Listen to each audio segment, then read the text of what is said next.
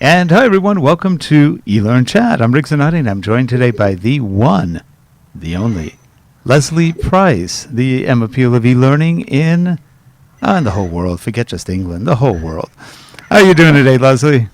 I'm very, very good, thank you, Rick. It's it's very, very hot in the UK at the moment. I don't know if you're seeing what's Yeah, happening. we have heard. You're on what they call, I think they called it We've high got heat temperatures alert of or something. 32 degrees. Ugh, that is hot and humid.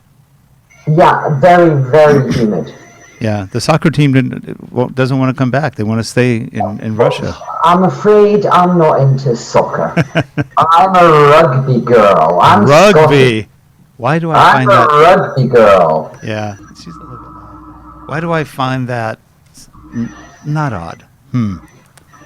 Hey, Lesley, one thing Lesley does I before probably shouldn't be saying it with an international audience, but No, in that's true. Scotland, it's ABE. I've been watching the Mundial, the FIFA World Cup. It's been fun. It's not great, but it's been fun. I know, but the tennis is on at the moment. It's Wimbledon. True. Okay. Hey, by the way, for all those who don't know, check out Lesley's charity. She does an incredible job with Learn Appeal, www.learnappeal.com. They really do a good job. This is what we should be doing in the world, not the stupidities we are doing. Anyway. Yeah, and you guys support us 100%. Oh, you guys are great. Thank you for it. Yeah, I think what you're doing is just lovely. And we've got a wonderful guest, a very good friend on today. Most of you know him. This is one of the few people Lesley doesn't know. This is a shame. It's got to be rectified. So the universe must be corrected. Anyway, we'll be right back with Ray Jimenez. Here we go.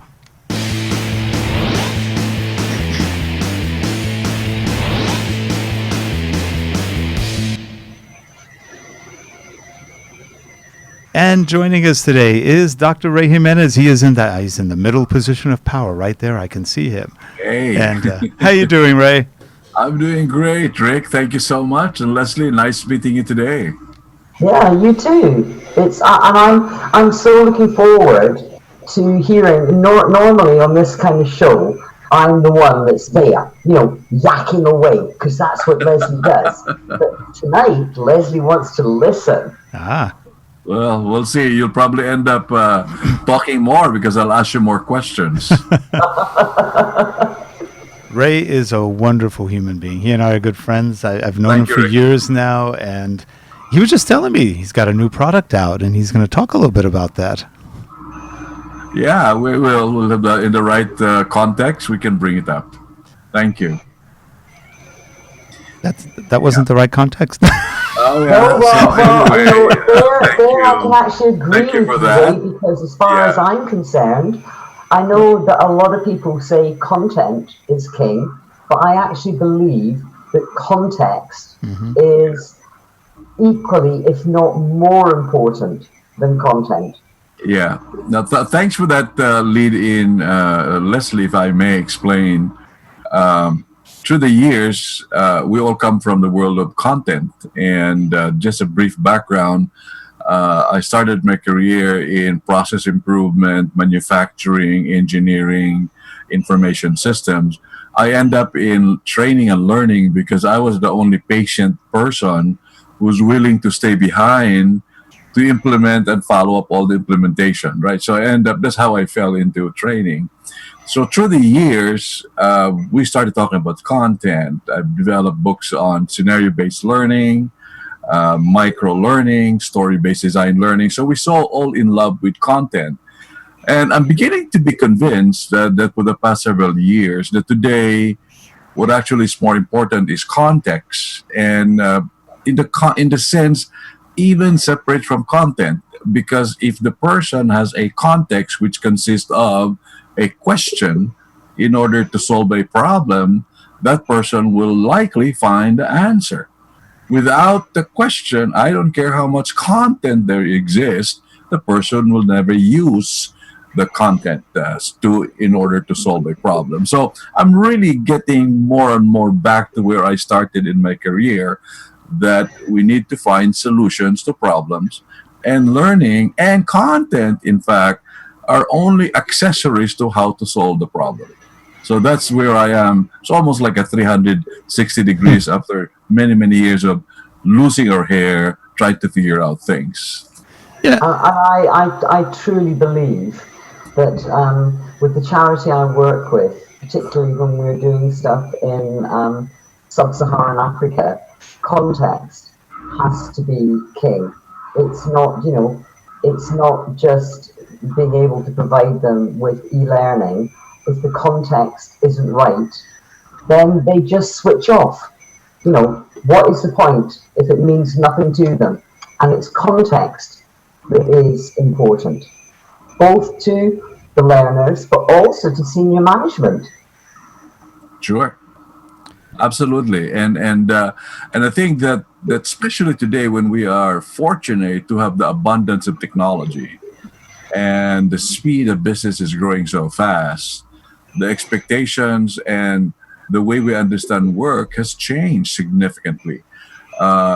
History tells us that we all embrace the formal process of educating and training people and children because we wanted to accelerate and facilitate the acquisition of knowledge. However, fortunately or unfortunately, it has become a major, the tool has taken over the mission. And the mission is basically to enable people to do things, but now we're stuck with so much bureaucracy with the mission in itself. So management today are starting to become impatient and are seeing the benefits of how do we restructure this thinking so we have a fresher way, a newer look, and a more inspired way to redefine what we do in the world of learning as we have been professing it as our livelihood or our contribution. So there's a lot of great opportunities going on. What I was also interested in, that you mentioned storytelling there. Yeah, And to absolutely. me, as I used to be a lecturer in a community education college, and when you're working with young people, I realized, not only with my own children, but also with the young people I was teaching, storytelling was incredibly important. And I still believe that is the case in workplace learning. So I'm really interested that you actually brought that up in your introduction. Right. Well, what's very interesting, and I think Rick knows this, I have spent a great deal of number of years focusing on story design. And the crux of it is because context it can only be delivered with stories. Context is the technical term of it, but it's really communicating experiences through stories. And I'm enamored with it because primarily the way people communicate is by stories. There's no other way we communicate. And I think it was Roger Shank who made a very dramatic Yeah. statement and says, I don't understand people why they say they're not using stories. Every time we open our mouth, we're actually relating a story. There's no other way to communicate but to a story. But somehow we've been so overpowered with the formalistic way of content. And so we had now with the technology, we had failed or we hid the story as if the story were insignificant. So e-learning as one of the methodology has failed in many Mm-hmm. respects because you lose exactly what matters in the learning, which is I'm going to tell you how I did things, which is my story, and I want to listen to how you did your thing as a story, right? So this Yeah. now came up with, in fact, with the project that I'm involved right now. I've arrived at the conclusion that unless there is someone telling an experience about a situation, learning could not occur. This go hand in hand. There's a problem, and you tell me, I ask someone, I learn from someone on how they solve the problem, which is essentially storytelling structure. Yeah. I totally and utterly agree with you. I think that storytelling is has been underrated in the professional learning development context. Whereas now, if you're teaching young children, you talk to them about stories.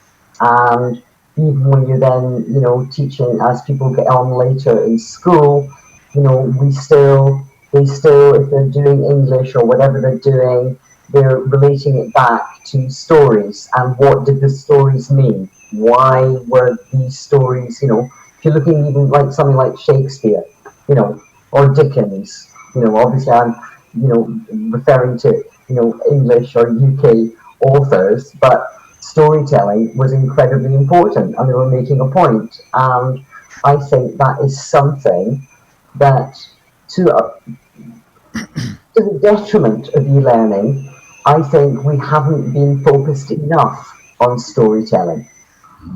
Well, they even said that if you look at children, how did we get our first experiences in life aside from our own investigations and journeys through life?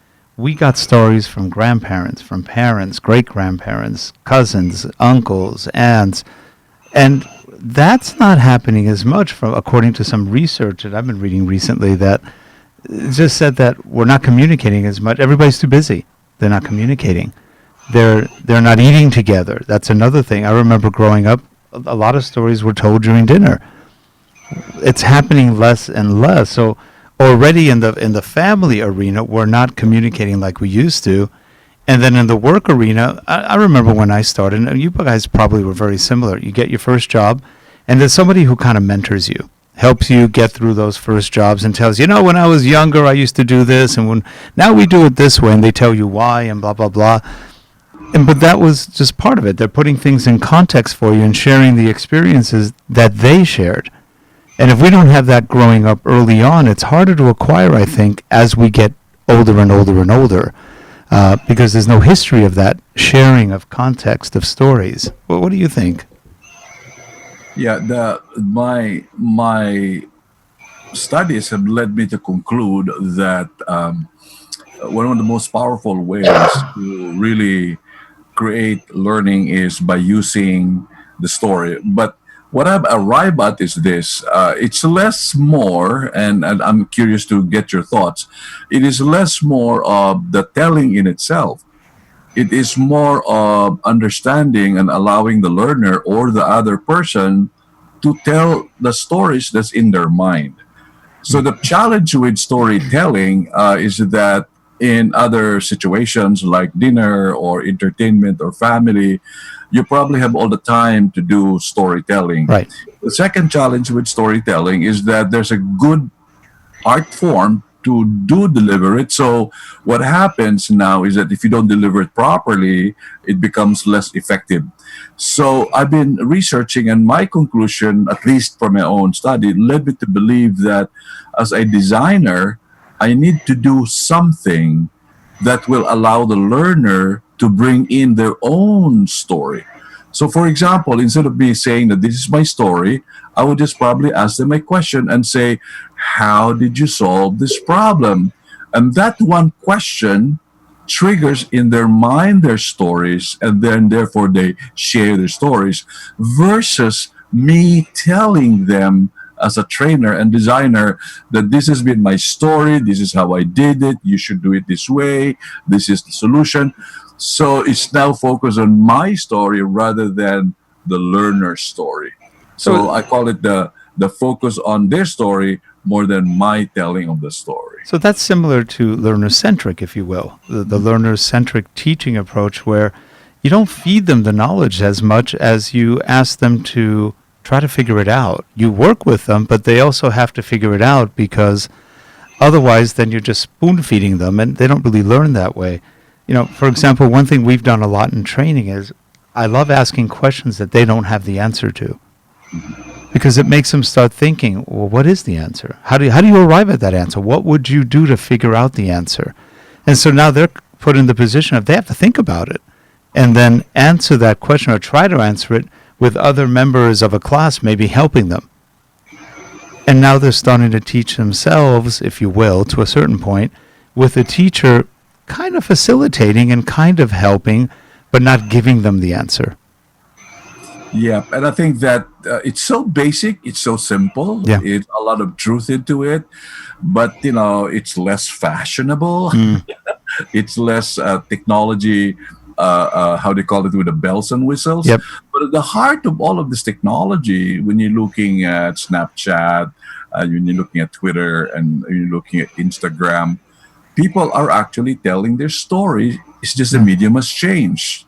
And if we recognize it, it's still the same driver, which means that people have a need to relate their experience in order to adjust their thinking process. And it's very fast. So what's happening right now is understanding the technology in that point of view enables us to go into that situation or into that environment or ecosystem to now facilitate people thinking through things. So for me, it's a very simplistic way. I go back to the same questions, helping the learners to think through a situation. And if I'm able to do that, I would have led them to their own discovery. Right. Okay, Ray. You have now opened yourself up. So on Wednesday next week, I and a couple of people I work with at Apetier have been invited by a school in a deprived part of London, one of the most deprived boroughs of London, to run a workshop in instructional design to introduce e-learning and instructional design as a potential career to 12 and 13-year-old children. Where do I start and how do I bring in storytelling? Very good question. It is really, if I may share a little bit of insight to that, I have been making some studies and some examples are very interesting. I call it you have a content that you want them to learn. We all know that. There's always a lesson that we want them to take home. But starting the lesson never makes it work because the lesson is always factual.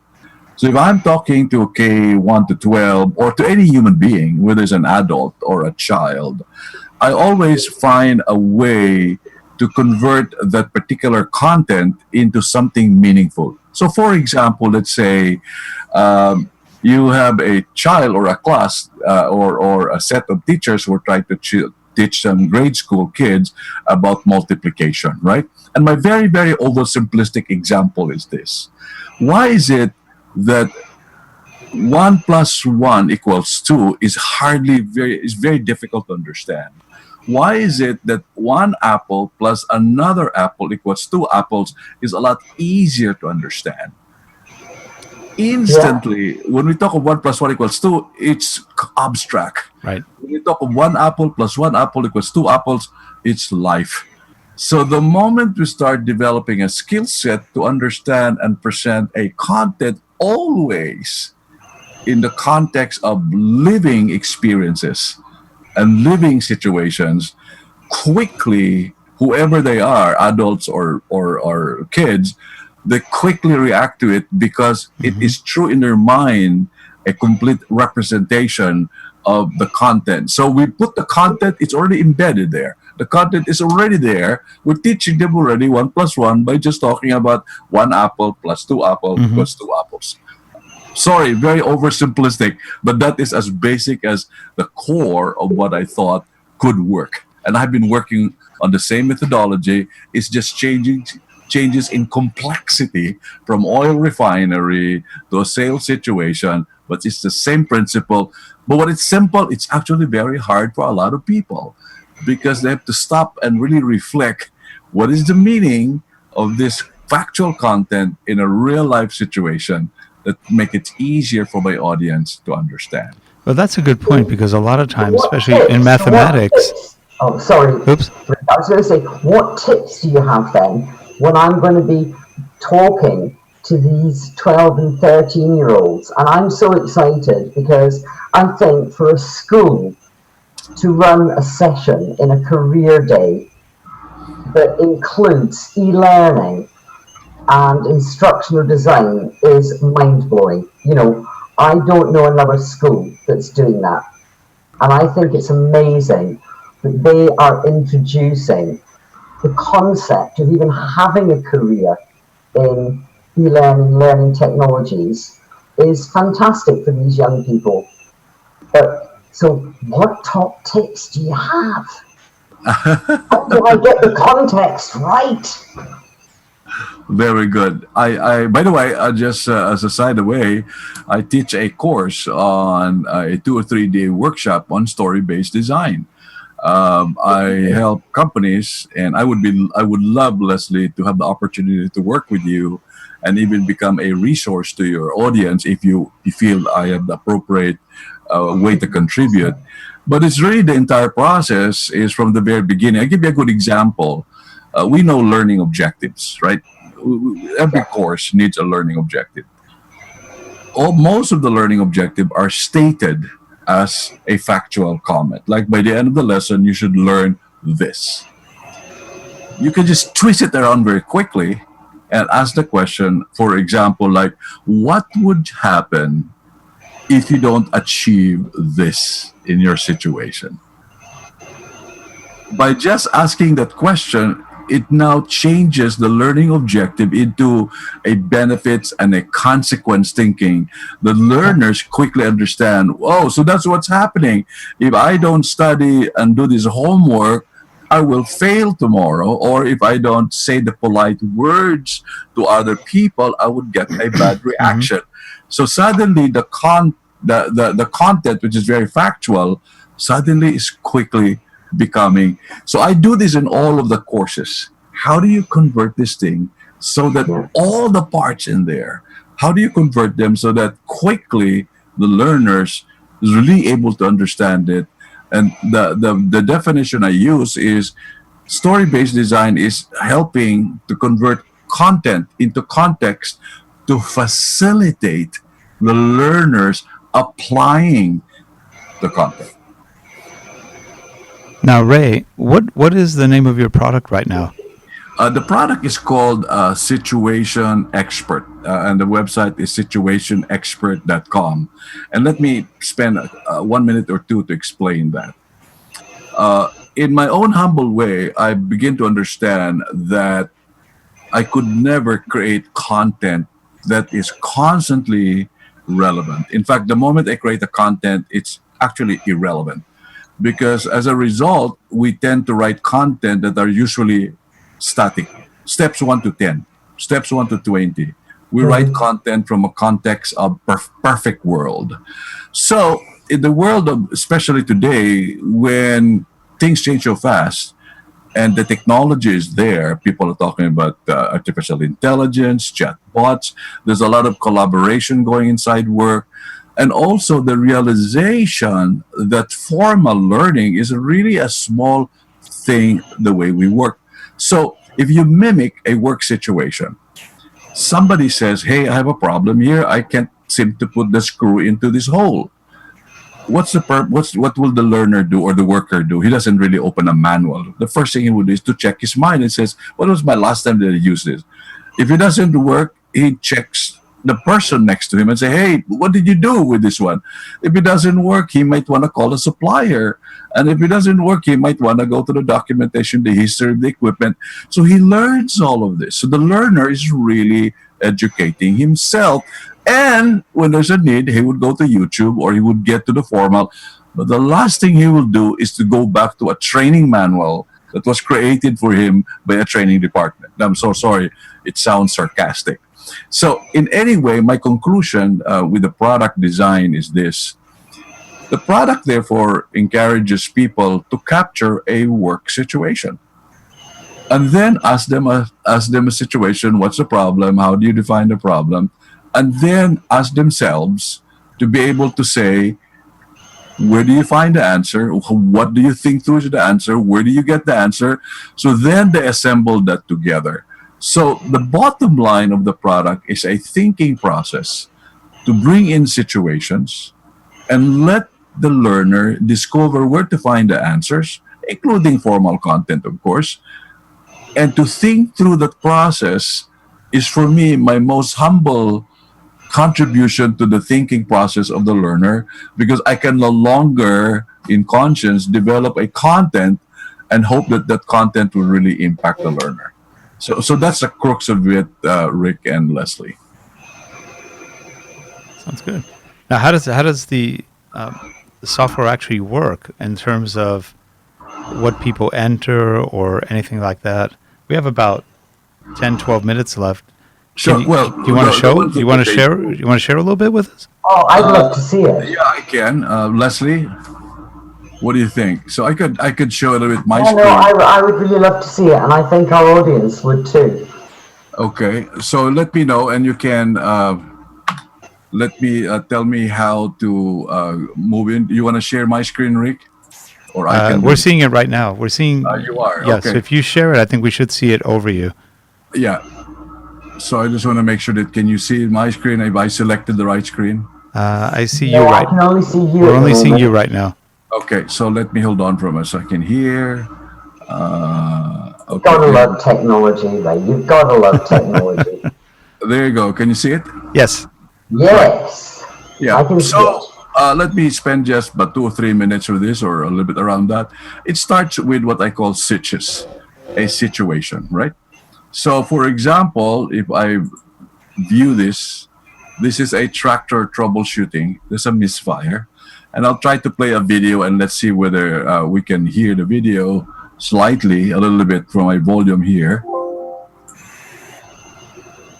Hey Chase, I heard your brother-in-law was having some kind of electrical problem with his tractor. And he's having something going on. We're not sure if it's going to be a battery, an alternator, or a starter, but I do know one thing. His tractor's sitting here, it's costing a lot of money. He ain't making none, so. Okay, so the first step we encourage everyone is to, in part of their day-to-day work, is to capture a situation, whatever that might be. Troubleshooting, a broken part, difficulty in a web design, whatever it might be. So they fill that up, and they can do that in their mobile app, and then they complete four questions. What is the situation, which is what is the sitch? What's the objective? And then what's the biggest challenge? And then what they do is to invite other people in order to answer this. They first answer this themselves. Let me put in my login. I wasn't ready for it, but if I put in my login, I begin to be able now to come up in here and say, so I type in what I call my instant thinking. Now, if you're familiar with the work, which I'm sure you are, with Systems 1 and Systems 2, you begin to ask the learner and say, okay, so there are instant ideas that you want them to learn. So they enter the instant ideas in here. I would simply say, adjust timing of the chain. So I put in my gut feel, right? After going to the gut feel, they have their input there. So it's seen by everybody else. We could ask them, and this is all just showing everything, but at the very least, you could also ask them and say, let's do some analysis. You could pick several tools, and they don't have to do all of them. They only need to do one. Let us do a fishbone analysis. Let's analyze what is going on with this machine in here. So I can edit my fishbone. I can go in, there's a wet spark plug, or there's a bad fuel line.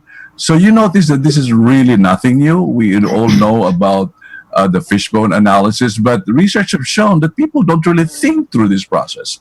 They go to the gut feel and they do that. So this is just one tool in terms of analysis. Okay, so what do they do? That jump in out. Okay, so now you have the analysis tool there, and then you can also do a solutions. What are my recommended solutions? Could I just do a checklist on how to fix this? So now I go to the process. I actually can create a checklist and complete my checklist in here as a result of that. And then finally, you go in and you try to see what is my sense making? What is my conclusion as a result of that? Do I gathered some answers? So I now go in and come up with a summary of my answers for the question. Along the way, they are actually seeing all other people's answers and questions as you move forward. And here you begin to see that people can share their questions and answers. If you go back into here, you can see that everybody can now see the content and what is generated by other people. So principally, Rick and Leslie, the whole idea is to start with a situation, which what people's trigger, and to collect as many of this and provide in some minimal tool that they can reflect on to see it. Because my realization is that a lot of our learners and workers, they go through work, and along the way somehow they don't spend a little bit more time thinking about the actions and the solutions. And by thinking the actions and solutions, they're actually looking for the answers. And that's the core of it. Because if they ask the question, what's the analysis, what are the causes and effects of this, they are asking the questions of themselves, or they ask, look at other people's analysis of the questions and answers themselves. The net effect of this, based on what we want to discover, is this standard. At the end of it, what we really want them to discover by using the tool are the following areas. Helps in building big picture thinking, helps in coming up with better and reliable answers, improves ability to learn ideas relating to a situation, and I learn from my relationships with other people. So at the core of this is really what I call storytelling, right, Lesley? It's Yeah. storytelling, but I don't call it storytelling. I call it experience sharing. I don't need to call this is also people describe it as crowdsourcing. I don't want to use crowdsourcing. I just want to be simple and simply saying that there's a situation and share to us your experience and how you want to approach this. And then, of course, there are other things in here like you can come up with simply say, who are the top situation experts? Because now you can see that these are all tagged and they can all jump in to every situation they want to see. In the end result, it now helps the learners, it now helps the workers to be able to understand different situations on a day-to-day basis that is relevant to them. So our main theme is through work we learn. How do you then, sorry, I'm jumping in with another question because Go that's, ahead. I'm afraid that's just the way I am. On that, you came out as being the top expert. And one of the things that I've learned, certainly from working in community education, is a lack of people who feel they don't have the confidence to be able to express themselves because they feel that somebody is going to shout them down. Although they might know the answer and they might know the right answer, they don't have the confidence to actually put something down. Never mind in print when they're then writing an answer to a tutor on a piece of paper. But wow, to put something online. Yeah, well, that's a very valid observation, and I admit that this tool would require some skills and thinking skills. But one of the things that I have learned by implementing this system is that we also simultaneously need to develop some certain culture in some of the audiences. And by the way, I'm not talking about capturing an entire organization's culture. I'm just talking about the culture of people who day in and day out, as you have mentioned, Lesley, who needs confidence level. And really simply saying, I wanted to redefine the word of expertise. Expertise for me has been so overrated. I think expertise is for everyone who knows something, no matter how little, and who can do something, no matter how small. They are experts in their own world. And if we encourage them to simply say, no matter how little you know, no matter how small you can do, contribute them because they are your expertise at this point in your life. Next week, you might change it, but as of this moment, you are the expert because you can draw from your own experience or from your own thinking, even if you don't have a direct experience. So that culture thing goes with this. Without that culture of understanding that we want them to contribute, no matter how small, because it's the best way that they can become part of a group of 2 or 3 people. And by the way, when we encourage collaboration here, and Rick and Lesley, my proposal is not to have a collaboration of 20 people, but to have a collaboration of 2 to 3 people. I just need to talk to Rick, and for me, that is already my conversation with Rick. So the risks is lower from the feeling that I'm not confident because we're trying to promote the concept of the trusted peer. Yeah. That's the only thing that we expect. We don't want them to capture the world. We just want them to have a trusted person that they can have a short conversation, even if in the phone call or even in the front line, to talk about this problem that they're having, a situation. The biggest problem that I've seen in the learning world, and this is my editorial of it, is that when we tell people about collaboration, we expect everybody to do the 10 things in collaboration. That's all hogwash. If they can only ask a question and listen to only another person, that's collaboration at its simplest form, and we start with that. We don't want them to do 20 things. We just want them to put up a situation, ask a question, talk to one or two person. That's it. Minimalist approach of doing that. So that's my observation, Lesley, as I've been trying to implement. Interesting. Now you need to switch your screen sharing off so we can see your lovely face again. Okay, very good. Yeah. Now, Ray, one thing interesting. You're back. And one thing as you were talking, I was thinking of the SME, the subject matter expert, but really in the context you're talking of, it's really the subject matter experiencer. Yeah. The one who's experienced all of these situations and can actually narrate or put that into context. That's actually better than expert. When you said that, I was going, the subject matter experiencer. Yeah, That's a different way of looking at it. Yeah, in all our lives, we have subject matter experts, and I have due respects for really good subject matter expert. The problem is that we still have to redefine that. It has become more like a silo of source of knowledge. And from a development point of view, it's so slow to get into the process. Yeah.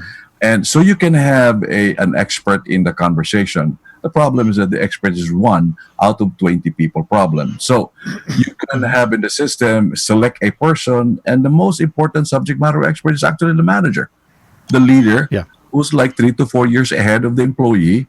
And that culture is not being built because from a training point of view, we're reliant on the subject matter expert. And I have, again, nothing against subject matter expert, but I would rather see, and this might be kind of an idealistic thing, but I would rather be able to cultivate in the worker and the learner the confidence to say, I have a situation, let me go to my peer and ask my peer. Because if we just promote that process, which we do every day today, there's significant value in that, especially in the newer, faster world of learning. Yeah. So share me your thoughts. What do you think? No, I agree. I totally agree in certainly what we're doing with the Learn Appeal capsule, when we're taking learning offline. One of the critical things we wanted to do was to allow peer-to-peer collaboration, because how do you know who the expert is? If you're looking after chickens, maybe the expert you want to speak to is not actually the teacher, it's the other person that lives down, in the next farm from you who has the chickens. Yeah. I know that sounds very basic, but yeah, it's good. Ray, I'd like to have you come back on and talk more about this, because I think we're just kind of at the tip of what you're really trying to show. And just for the record, I think you said the software is still in beta, but people but it's can available now. People can sign up. Account, That's good. I love the idea of what you're doing. I think it's pretty cool.